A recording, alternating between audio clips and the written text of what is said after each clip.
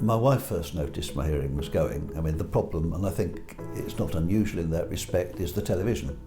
If I've turned the television on, she comes in the room and says, for goodness sake, turn the sound down.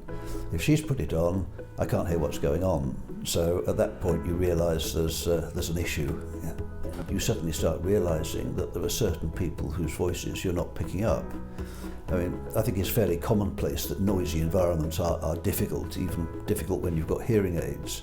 I went to the NHS, I went to the local hospital, they tested my hearing, concluded that one ear needed some assistance, the other ear was not terribly good, but it was all right for the time being.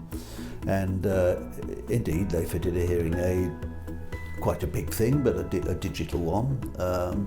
And it fulfilled the purpose for 3 years.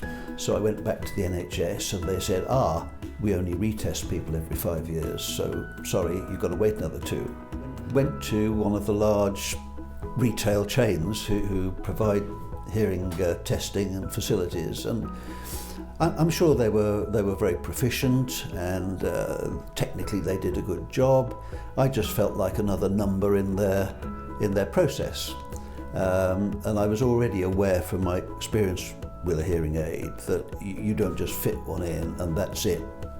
So I looked around and decided to come and try these guys. I'd seen a hearing aid which to me looked good value and which wasn't one of their current brands. And I went along and said, look, these look a good option. Can you get them for me?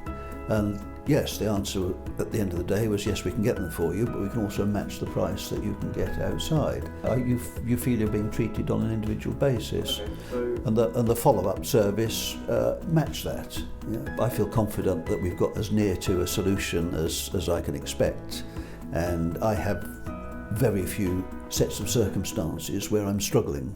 All I know is that here I've got the sort of service that I was looking for.